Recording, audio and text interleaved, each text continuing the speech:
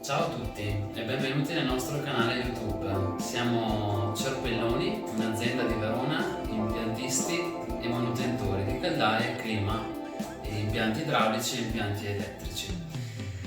Benvenuti in questo canale YouTube che abbiamo pensato apposta per tutti i nostri clienti, ovviamente, ai quali vogliamo spiegare meglio come funzionano una caldaia, un condizionatore, un termostato, cioè tutti gli apparati sui quali spesso abbiamo domande telefoniche, dalle piccole cose su come si carica una caldaia, a come si alza o abbassa le temperature di un condizionatore, come si imposta, ecco, un programma su un clima. Abbiamo quindi pensato a voi e di conseguenza anche a tutti quelli che vorranno accedere a questo canale per spiegare meglio quelle cose che sono semplici, ma forse viste su un video diventeranno ancora più semplici.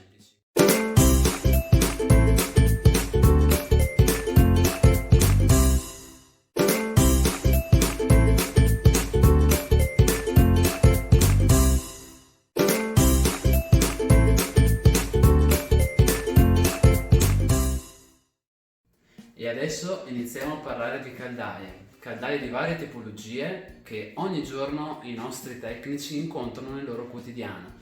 Possiamo dividerle in caldaie a camera aperta, caldaie a camera stagna, condensazione. Le tipologie sono tante, partiamo da quelle stagne e Marco vi spiegherà come sono fatte. A voi il video.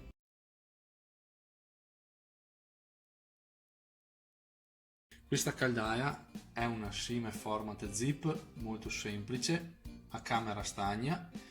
Camera stagna sta a indicare che è una caldaia con il ventilatore, di conseguenza con il tiraggio forzato dei fumi, mentre camera aperta si intende con la caldaia senza ventilatore, che praticamente i fumi vengono espulsi tipo il camino a legna, in poche parole. Questa caldaia è molto semplice, abbiamo il selettore spento estate, inverno e questo simbolo va a indicarmi il reset, che tramite una molla posso resettare la caldaia quando mi va in blocco. Questa tipologia di caldaia, quando va in blocco, questa spia mi diventa rossa. Quindi questa è la spia del funzionamento normale, quindi mi dice c'è tensione in caldaia, c'è corrente. Questa si accende solo quando è in blocco. Se questa caldaia qui dovesse andare in blocco, le operazioni da fare sono: o provo a resettare in questo modo, o provo a spegnere e riaccendere. Se ho un bipolare, provo tramite quello a spegnere e riaccendere. Se la caldaia, facendo questo procedimento, mi funziona senza che questa spia si accenda, benissimo, continuo ad usarla senza problemi, senza chiamare assistenza né niente, perché a volte può capitare. Se invece il problema ritorna, allora bisogna chiamare un centro assistenza. Poi c'è il regolatore dell'acqua calda. Questa caldaia, non avendo LED o indicatori di temperatura, è una cosa che va fatta, diciamo, un po' approssimativa, nel senso che l'acqua calda di norma, per avere una temperatura giusta, diciamo il metodo più semplice è fare la doccia mentre si sta facendo la doccia un'altra persona mi regola il calore dell'acqua calda, per far sì che così almeno in doccia io non vado a miscelare l'acqua calda con quella fredda e quindi ad avere un consumo ulteriore della caldaia per niente. Diciamo che comunque la temperatura dell'acqua calda si aggira attorno ai 40-45 gradi, diciamo abbastanza ottimale. Il selettore del riscaldamento. La gradazione del riscaldamento per un impianto tradizionale, quindi a termosifoni, si aggira attorno ai 60-65 gradi. Qui, non avendo nessuna scala, nessun numeri né niente, più o meno si guarda di tenerlo a metà un po' di più, siamo sui 60 più o meno, 65 a grandi linee. Quindi diciamo che la regolazione su una scala che non ha numeri basta metterla a metà e siamo giusti. Qui abbiamo il nostro orologino per la pressione d'impianto.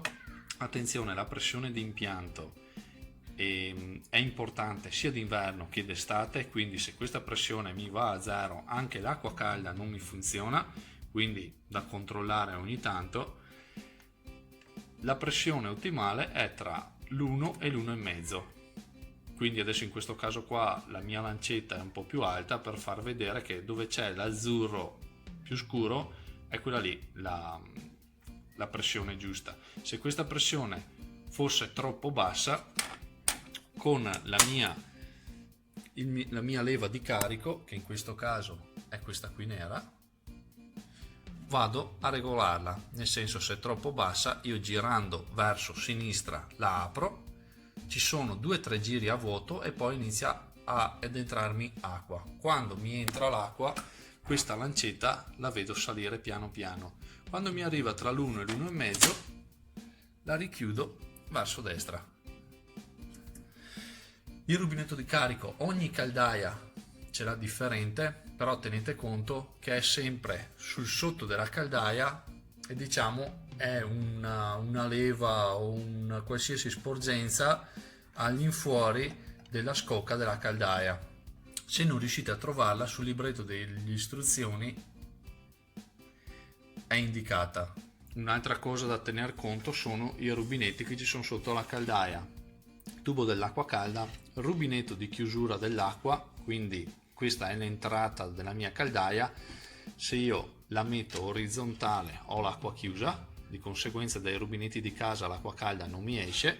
Se è verticale, quindi in direzione della tubazione, così è aperto. È uguale per il rubinetto del gas, il giallo sta sempre ad indicare il gas. Speriamo che questi tutorial vi siano d'aiuto, seguiteci e soprattutto cliccate mi piace.